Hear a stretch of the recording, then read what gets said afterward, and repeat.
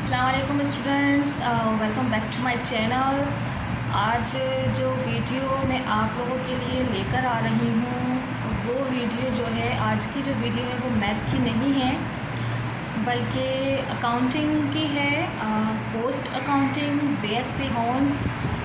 कल मेरे पास एक रिक्वेस्ट आई थी एंड कमेंट सेक्शन में मुझे कहा गया था कि मैं अकाउंटिंग का ये क्वेश्चन जो है वो सॉल्व करूँ अपने मेथड स्किल से। तो आज मैं वही लेकर आई हूँ और ये स्पेशली उनके लिए ही बना रही हूँ। तो हम स्टार्ट करते हैं अपनी वीडियो। सबसे पहले जो हमारा काम होता है, कोई भी सवाल सॉल्व करें, चाहे मैथ हो, चाहे अकाउंटिंग हो, या हम कोई भी सवाल याद करें, चाहे वो किसी भी सब्जेक्ट का हो, उर्दू, इस्लामिक, इंग्लिश एंड कोई सा भी हो, तो उसका फर्स्ट स्टेप हमेशा जो होता है वो होता है समझना। अगर 10% कोई चीज़ आपके पास है तो 2% उसमें से आपका काम होता है कि 2% आप पहले उसको समझें। 8% जो है फिर आपका रिटर्न पे आ जाता है। और ये मेथड जो है मैथमेटिकल पर है, मतलब मैथ के ऊपर है। अकाउंटिंग हो या मैथ हो, तो पहले आप 2% उस सवाल को समझें और 8% आप उसको रिटर्न में प्रैक्टिस करें तो आपको बहुत ही आसानी से समझ में आएगा।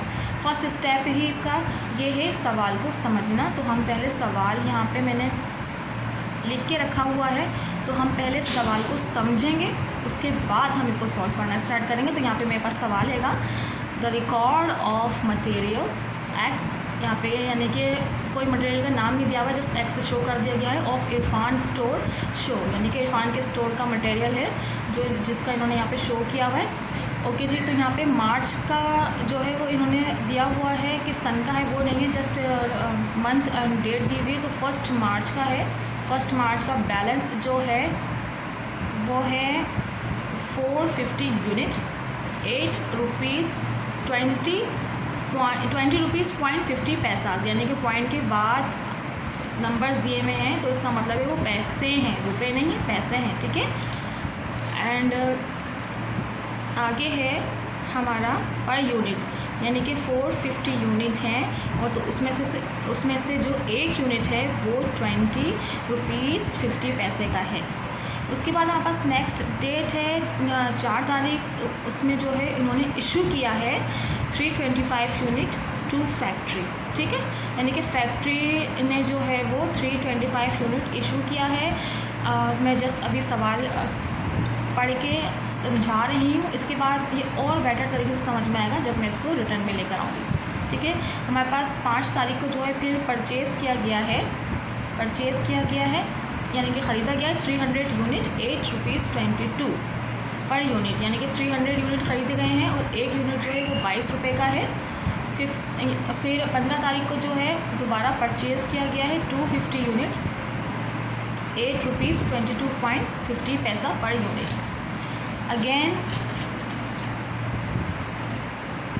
अगेन जो है, सॉरी अगेन नहीं है, इसके बाद इन्होंने 18 तारीख को जो है फिर वो रिटर्न किया है 50 यूनिट टू द सप्लायर, यानी कि सप्लायर ने जो है वो 50 यूनिट वापस किया है। एंड 20 डेट को जो है वो दोबारा इशू किया है 175 यूनिट टू द फैक्ट्री, यानी कि फैक्ट्री ने जो है वो 175 यूनिट जो है दोबारा इशू किया है। एंड 22 डेट को जो है वो रिटर्न किया है 50 यूनिट्स फ्रॉम द फैक्ट्री, यानी कि 50 यूनिट्स जो है वो फैक्ट्री ने दोबारा रिटर्न किया है। ठीक है, एक दफ़ा सप्लायर, यहाँ पे जो रिटर्न है देखें, ये सप्लायर ने किया है और एक दफ़ा रिटर्न जो है वो फैक्ट्री ने किया है। ठीक है, एंड इसकी डेट लिखना मैं भूल गई हूँ, बट मैं अभी हम जस्ट अपने पास से ही कोई डेट डाल देंगे, बिकॉज ऑफ मेरे पास बुक नहीं है। मेरे पास मोबाइल में ही क्वेश्चंस आया था तो मैंने उसी में से उतारा है, और तो मे बी मैं भूल गई होंगी। हम अपने पास से एग्जाम्पल कर लेते हैं 23 या 24 जो भी डेट है। तो इशू किया है 200 units to the factory. So let's start solving the question. हम स्टार्ट करते हैं। यहाँ हम इसको साइड से ही रखेंगे क्योंकि हमें इसकी ज़रूरत पड़ती रहेगी। तो हम अपना यहाँ पे जो है मैंने पहले से ही कॉलम्स बना के रखा हुआ है ताकि हमें प्रॉब्लम नहीं हो कि हम उसी टाइम पर बैठ के जो है वो हाथ के हाथ कॉलम बनाएं। तो ये रहा कॉलम, देख लीजिए कॉलम कुछ इससे कैसे होता है। एक कॉलम जो होता है आपका डेट का, सेकंड कॉलम होता है आपका परचेज़ का, थर्ड इशू, फोर्थ बैलेंस, और इसके बाद परचेज़, इशू और बैलेंस के भी थ्री कॉलम्स होते हैं। परचेज़ के 3 कॉलम्स, इशू के 3 कॉलम्स एंड बैलेंस के 3 कॉलम्स, ठीक है। और हर कॉलम का एक नेम होता है यूनिट, क्योंकि हमें यूनिट दिया गया सवाल में, फिर उसका रेट, फिर उसका अमाउंट, इशू का unit rate amount and balance का यूनिट रेट एंड अमाउंट। तो हम स्टार्ट करते हैं। हम पहले सवाल को चेक कर लेते हैं। हमारे पास सबसे पहले बोला गया है कि मार्च 1 को, यानी कि 1 मार्च है, तो हम यहाँ पर जो है पहले 1 मार्च कर लेते हैं।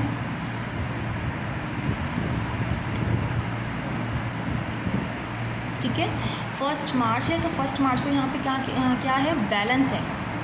बैलेंस है उसके पास अभी 450 यूनिट्स, 8 रुपीज़ 20 रुपीज़ 50 पैसा पर यूनिट, ठीक है। तो यहाँ पे बैलेंस है, और बैलेंस हैगा तो ये याद रखिएगा कि बैलेंस कहा गया है, तो हम इसको बैलेंस के ही कॉलम में लिखेंगे। तो हमारा बैलेंस कॉलम कौन सा, पहले परचेज़ है, इशू, फिर बैलेंस, तो बैलेंस के कॉलम में लिखेंगे। यूनिट हमारे पास कितना दिया गया है, यूनिट हमारे पास दिया गया है 450, तो हम यहाँ पे लिखेंगे 450 यूनिट। उसके बाद हमारे पास कहा गया है 20 रुपीज़ 50 पैसा, इसका रेट है, तो हम 20 रुपीज़ 50 पैसा यूनिट्स। अब हम इसका अमाउंट कैसे निकालेंगे, मैं इसका अमाउंट निकालना जो है वो सिखा देती हूँ। ये देखिए, ये कैलकुलेटर, आप कैलकुलेटर यूज़ कर सकते हो। मेरे पास 450 यूनिट हैं, 20 रुपीज़ 50 पैसा, तो 450 को हम मल्टीप्लाई करेंगे 20 रुपीज़ 50 पैसा, एक हुआ। तो हमारा टोटल अमाउंट क्या है, 9225, ठीक है, 9225, ठीक है। अब हमारे पास नेक्स्ट सॉल्विंग आता है। अच्छा, ये याद रखिएगा कि जस्ट बैलेंस होता है, तो बैलेंस के बाद जो है अगर आपके पास सेकंड सवाल, मतलब सेकंड जो लाइन दी हुई हो वो परचेजिंग की हो, बैलेंस के बाद अगर सेकंड लाइन परचेजिंग की हो, यानी कि आपने ख़रीदा हुआ हो, तो फिर यहाँ पर जो है वो लाइंस नहीं लगेगी, ठीक है, बल्कि जो परचेज़ किया हुआ होगा वो लिख के फिर लाइन होगी। लेकिन हमारे पास यहाँ पे सेकंड लाइन में ही जो है वो इशू किया गया है, तो जस्ट हमारे पास ये बैलेंस है, इसलिए के बाद हमने जो है वो इतने से पैसों से ही हमने काम शुरू कर दिया है। तो जस्ट हम यहाँ पर जो है ड्रॉ द लाइन, आप यहाँ पे लाइन ड्रॉ कर देंगे, ओके। इसके बाद हमारे पास सेकंड में कहा गया है कि इशूड 4 तारीख को इशू किया गया है, 4 तारीख को इशू किया गया है 325 यूनिट टू फैक्ट्री, ठीक है। तो इशू का है, तो जाहिर सी बात है हम इसको इशू में ही लिखेंगे। एंड पहले हम डेट डाल लेंगे, हमारे पास 4 मार्च है, एंड इशू किया गया है हमें 325 यूनिट, तो हम 325 यूनिट, एंड हमें वो 325 यूनिट है। यहाँ पे जो है हमें बताया नहीं क्या है, कितने रुपीज़ में है, तो जाहिर सी बात है हमारे पास जो यूनिट है और उसके जो अमाउंट, उसका जो रेट है, तो उसी रेट में वो देगा। तो हमारे पास 450 यूनिट है, उसमें से हमें 325 यूनिट जो है वो इशू किया गया है। कितने रुपए में इशू किया गया, वही हम यहाँ पे सेम लिखेंगे, 20 रुपीज़ 50 पैसा। अब जो हमारे पास 325 यूनिट 20 पैसा, 325 यूनिट यानी कि मल्टीप्लाई करेंगे 20 रुपीज़ 50 पैसा, जितने का आएगा आपको उतना लिखना है, 6662 रुपीज़ 5 पैसा, ठीक है। तो ये काफ़ी लेंदी है, 6662.5 पैसा, ओके।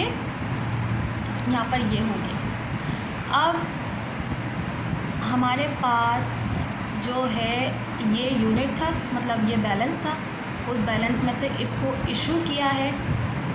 इशू करने के बाद हमारे बैलेंस में से जो रकम बची है, यानी कि इसमें से इसको माइनस करने के बाद जो रकम बचेगी, जो यूनिट बचेगा वो हम यहाँ लिखेंगे। तो 450 में से अगर 325 को लेस करें तो हमारे पास कितने बचते हैं, आप कैलकुलेटर यूज़ कर सकते हैं, ज़्यादा दिमाग मत लगाइए।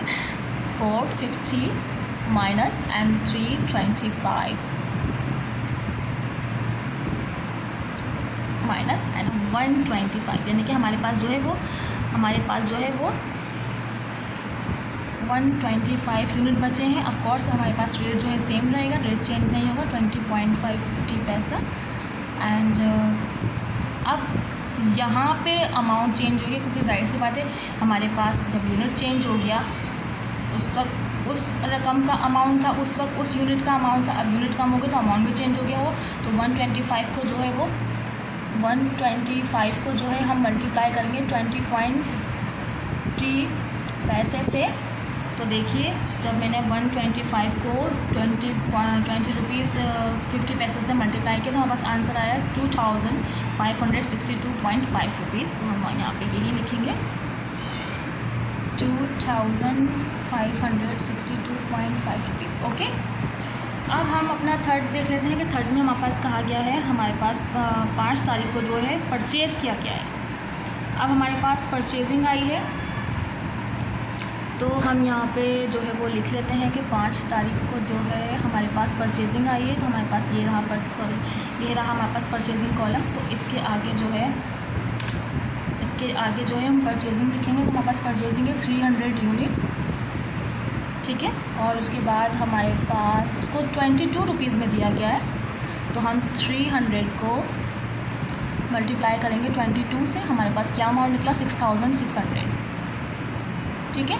और याद रखिएगा कि यहाँ पर जो बैलेंस है आपके पास वो एज़ इट इज़ वैसे ही रहेगा, और जो आपने परचेजिंग की होगी वो ही उसी वक्त ही परचेजिंग में भी लिखा जाएगा और उसको बिल्कुल कॉपी पेस्ट करके यहाँ पर भी लिखा जाएगा 300, ठीक है। ये ज़रूर याद रखिएगा 20 रुपीज़, और क्या अमाउंट आया था 6600।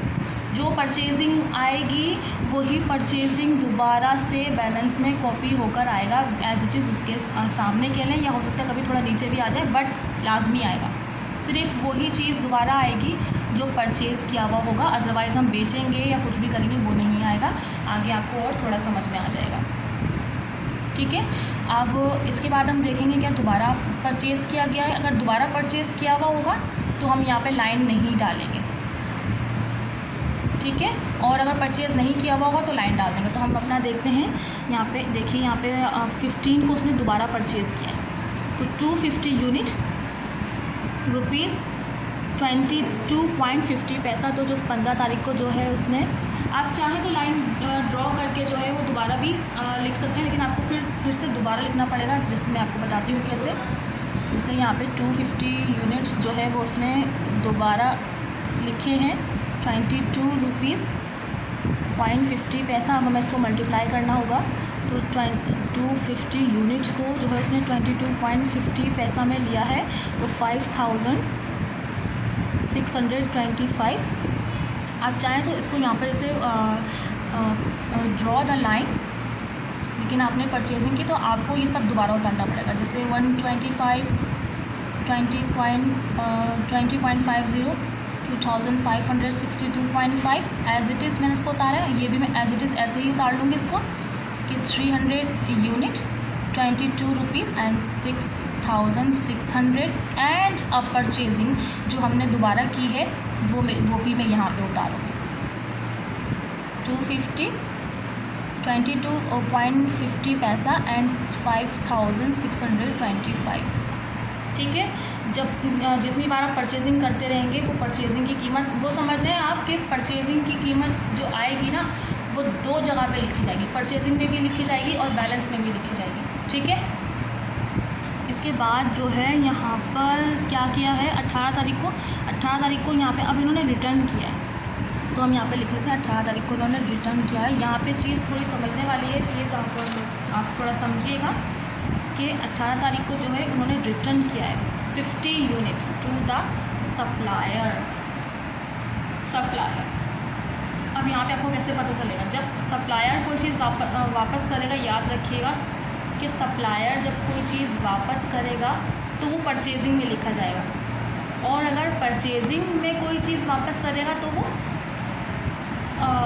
सप्लायर में लिखा जाएगा। जैसे कि आप यहाँ पे तो सप्लायर और फैक्ट्री नहीं लिखा है, यहाँ पे तो जस्ट इन्होंने यहाँ पे सप्लायर लिखा हुआ है, यहाँ पे फैक्ट्री लिखा हुआ है। अब आपको कैसे पता चलेगा कि यहाँ पर सप्लायर कौन है और फैक्ट्री कौन है, तो मैं आपको बताती हूँ। जो इशू हुआ हुआ है ये सप्लायर है और जो परचेजिंग हुआ है, ठीक है, वो फैक्ट्री है। सवाल में जो है वो सप्लायर और फैक्ट्री यूज़ किया हुआ है। तो आपको शायद मसला हो रहा हो कि मैं सप्लायर का कहाँ लिखूँ और फैक्ट्री का कहाँ लिखूँ। तो इशू जो है ऑप्शन वो सप्लायर है और परचेजिंग का जो ऑप्शन है वो फैक्ट्री है, ठीक है।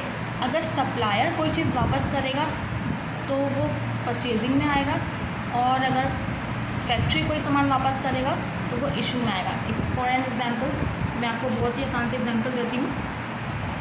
जैसे कि मैं एक सप्लायर हूँ, ठीक है, मैं एक सप्लायर हूँ। मैंने जो है वो फॉर एन एग्ज़ाम्पल मैंने 10 बोरियाँ चीनी की ली हैं। अब मैं एक सप्लायर हूँ और मैं जाहिर सी बात है मैं मैंने जो 10 बोरी चीनी की ली है वो मैं किससे लूँगी, मैं गोदाम से जाके लूँगी, ठीक है। मैंने 10 बोरी चीनी ली है गोदाम से जाके। जैसे यहाँ पर इन्होंने लिया है कि मैंने 10 बोरी चीनी की गोदाम से जाके ली। अब मेरे पास दुकान में जगह ही नहीं है रखने की कि मैं 10 बोरी मैंने ले तो ली है बट मैं इसे रखूँ कहाँ, क्योंकि मेरे पास तो जगह ही नहीं है। तो फिर मैं उसे कहाँ जाके वापस करूँगी, उस बोरियों को जहाँ से मैंने उसे ख़रीदा होगा। मैंने उन बोरियों को गोदाम से ख़रीदा है ना, तो मैं उसको वापस भी तो गोदाम में जाके ही करूँगी। तो मैं सप्लायर हूँ और मैं वापस कर रही हूँ सप्लायर होने। तो मैं कहाँ वापस कर रही हूँ, गोदाम में, फैक्ट्री में। तो सप्लायर जब कोई चीज़ रिटर्न करेगा तो वो कहाँ जाएगा, फैक्ट्री में। और जब फैक्ट्री कोई चीज़ रिटर्न करेगी तो वो कहाँ जाएगी, सप्लायर में। अब इसकी क्या एग्जांपल है, जैसे मैंने 10 बोरी चीनी ली, मैंने 6 बोरी चीनी रख ली, 4 बोरी चीनी जो है मैंने वापस कर दी फैक्ट्री वाले को, ठीक है। अब फैक्ट्री वाला जो है वो मुझे वापस कर रहा है। अब वो कुछ भी कह के वापस कर दे, एग्जाम्पल के तौर पे बता रही हूँ मैं कि भाई आपने जो चीनी की जो बोरी वापस की है उसमें चींटियाँ पड़ गई हैं या वो पानी से गीली होकर ख़राब हो गई, हम उसको वापस नहीं रहे, तो आप इसको वापस लीजिए।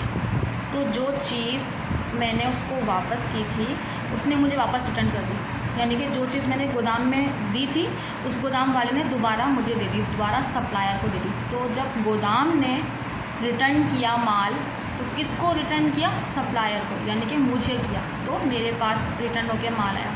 तो याद रखिएगा कि जब सप्लायर रिटर्न करेगा, यानी कि सप्लायर रिटर्न करेगा तो परचेजिंग में लिखा जाएगा, और जब परचेजिंग माल रिटर्न करेगा या फैक्ट्री माल रिटर्न करेगी तो सप्लायर के पास आएगा, इशू में लिखा जाएगा। ओके, आई होप समझ में आ गया। और फिर भी कोई मसला हुआ हो तो मैं नेक्स्ट वीडियो जो है आपके लिए लिखूँगी नहीं, मैं जस्ट आपको ये सप्लायर और ये फैक्ट्री वाला जो है सिर्फ समझा दूँगी और अच्छे तरीके से। तो हम अपना रिटर्न जो है वो स्टार्ट करते हैं। अच्छा जी, यहाँ पे जो है हमारे पास नेक्स्ट जो स्टेप था वो रिटर्न का है। तो हमारे पास रिटर्न है तो हम यहाँ पे क्या करेंगे, इसको बैलेंस को बंद कर देंगे, ड्रॉ द लाइन, ठीक है। यहाँ पे 18 है, return 50 units to the supplier. तो सप्लायर रिटर्न कर रहा है तो मैं कहाँ लिखूँगी उसको, सप्लायर रिटर्न कर रहा है तो मैं कहाँ लिखूँगी, परचेजिंग में, ठीक है। तो जस्ट हम यहाँ लिखेंगे इसको, 50 यूनिट है,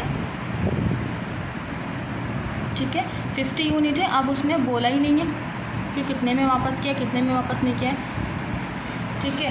तो हमें कैसे पता चलेगा, तो जाहिर सी बात है हम अपनी लास्ट वो देखेंगे कि लास्ट में उसने क्या इशू किया था, ये इशू किया उसने एक ही दफ़ा।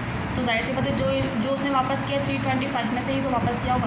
तो क्या कीमत थी उसकी, 20.50 पैसा, तो 20.50 पैसा। अब हम इसका अमाउंट जो है वो मल्टीप्लाई कर लेते हैं, 50 मल्टीप्लाई 20.50 पैसा इक्वल टू 1025 रुपीज़, ठीक है।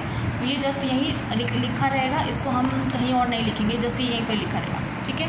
उसके बाद हमारा नेक्स्ट है, उसने 20 डेट को जो है दोबारा इशू किया है 175 यूनिट टू द फैक्ट्री, यानी कि इसको हम इशू में जस्ट लिखेंगे। तो हमारे पास क्या इशू हुआ है, 175 यूनिट टू द फैक्ट्री। तो ये रहा हमारा इशू का, ठीक है। तो हम यहाँ पे इसको लिखेंगे, पहले हम डेट लिख लेंगे, 20 डेट है हमारे पास, इशू कितना किया गया उसे 175 यूनिट जो है वो इशू किया गया है। तो हमें कहाँ से दिया होगा, जाहिर सी बात है ये फीफो मेथड है, ये देखिए ये फीफो मेथड है, और फीफो मेथड का मतलब है फर्स्ट इन फर्स्ट आउट, यानी कि जो सबसे ऊपर की ट्रांजैक्शन होगी, सबसे ऊपर का जो हमारे पास रेट होगा उसमें से ही दिया जाएगा। तो हमारे पास जो है वो 175 यूनिट इशू किया गया है, और फर्स्ट रो में जो है 125 है। इसका मतलब ये है कि 125 का ये पूरा यहाँ पे दे दिया जाएगा। सॉरी, मैंने यहाँ पे 175 पूरा लिख दिया, 125 पूरा लिख दिया, पूरी यानी कि ये पूरी लाइन एज इट इज़ ऐसे ही आ जाएगी। 20.50 पैसा एंड 2562.5। ओके, अब हमें जो यानी कि उसने जो इशू किया है वो 175 है, और अब तक जो इशू हुआ है वो 125 है। इसका मतलब ये है कि सेकंड लाइन में से भी हमें इसको बचा हुआ देना पड़ेगा। कितना हुआ है यहाँ पास? 125 है, 125 है, 175 देना है, तो यानी कि हमें कितना और देना है इसको? हमें इसको 50 और देना है, यानी कि 300 में से 50 यूनिट और देंगे इसको। 50 यूनिट जो है हमने इसको और दिया। कितने अमाउंट में देना है? 22 रुपीज़, क्योंकि उसका रेट यही लिखा हुआ है 22 रुपीज़। अब हम इसको मल्टीप्लाई कर देंगे, 55 × 20 = 1100। ठीक है, ये इशू किया हुआ है, ये इशू कर दिया। अब हमें यहाँ पे बैलेंस जो है वो अपना नीचे वापस लिखना पड़ता है। तो ऑफ कोर्स पहला वाला तो हमारा पूरा ख़त्म हो गया, क्योंकि हमने इशू कर दिया, तो ये तो नहीं लिखा जाएगा क्योंकि ख़त्म हो चुका है। हाँ, इसमें से ज़रूर लिखा जाएगा, लेकिन कितना? इसमें से भी तो हमने इशू किया है ना, कितना इशू किया है? 50। तो 300 में से 50 को निकाल के जो बचेगा वो लिखेंगे। तो कितना बचा है? 250।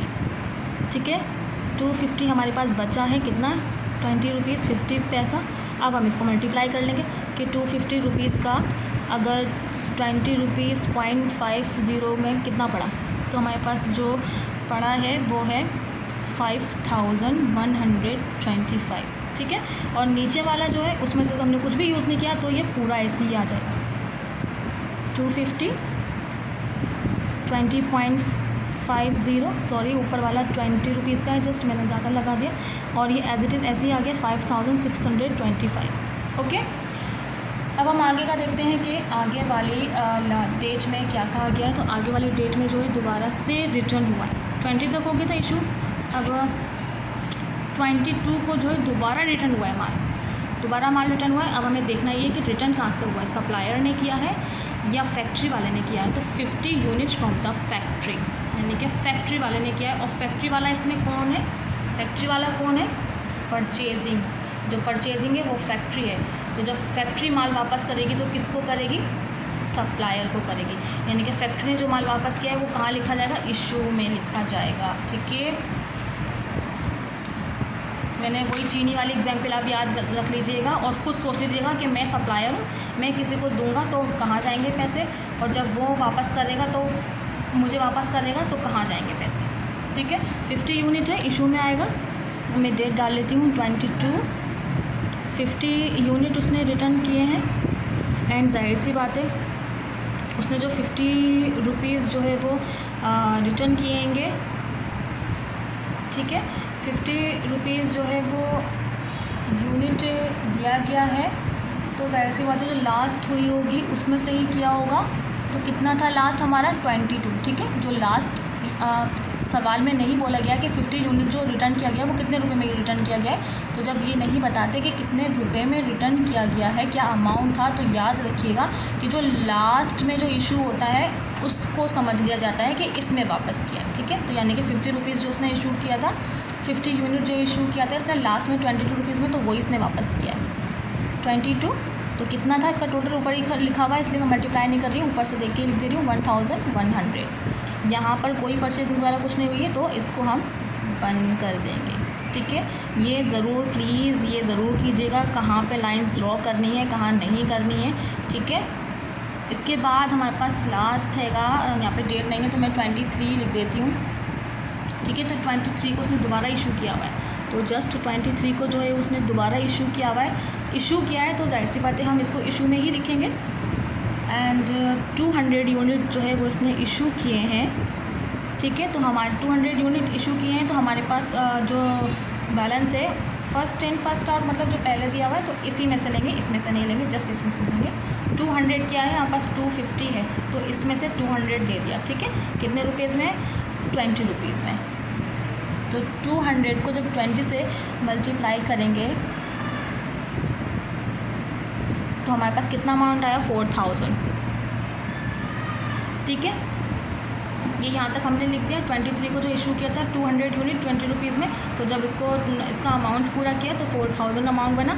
अब हमें यहाँ पे जो है वो इसको सॉल्व करना है, इसको वापस लिखना है 250 यूनिट से, पर हमने इसमें सिर्फ 200 दे दी, तो हमारे पास कितने बचे? जस्ट 50 यूनिट बचे 20 रुपीज़ में ही। तो जब 50 को 20 से हम मल्टीप्लाई करेंगे तो हमारे पास क्या रेट बना? 1000। ठीक है, 1000। और नीचे वाले में तो हमने ना किसी को कुछ भी नहीं दिया है, तो ये पूरा ऐसे ही आ जाएगा। 250 यूनिट 22.50 5625। ओके, इसका आंसर जो है वो आई थिंक क्या था? 6725 इसका आंसर था। तो आपको कैसे पता चलेगा कि हमने सही किया है गलत? तो आप वैसे इसमें आंसर लास्ट में जो है प्लस करते नहीं हैं, ठीक है। तो सॉरी, यहाँ पे जो है ना वो 50 यूनिट का यहाँ पे जो लास्ट में हमारे पास बचा था वो 22 रुपीज़ का था। तो 22 है, तो 50 को जब 22 रुपीज़ से मल्टीप्लाई किया तो 1100 आया। ठीक है, अब यहाँ पर जो है आपको कैसे पता चलेगा? वैसे यहाँ पे जो है लास्ट में प्लस करके आंसर लिखते नहीं हैं, लेकिन स्टूडेंट को ये समझने के लिए कि सवाल सही किया है या नहीं किया है, तो जस्ट हमारे पास जो लास्ट में बैलेंस बचा है, अमाउंट जो बचा है, उसको आप प्लस कर लें। 52617 एंड 516 यहाँ पे मैं लिख देती हूँ। वैसे लिखते नहीं हैं, लेकिन मैं लिख रही हूँ सिर्फ आपको समझाने के लिए। 6725 और फीफो का जो है वो यही आंसर आ रहा है। ठीक है, फीफो का जो है यही आंसर आ रहा है। तो आई होप आपको समझ में आ गया हो। अगर मेरा मेथड समझ में आया है तो मेरी वीडियो को लाइक, शेयर और सब्सक्राइब कीजिए। और नेक्स्ट टाइम भी अगर आपको कोई प्रॉब्लम हो सवाल में तो आप मुझे कमेंट सेक्शन में सवाल दे दीजिएगा। इंशाल्लाह मैं उसको भी सॉल्व करूँगी। तब तक के लिए bye bye and thank you for watching.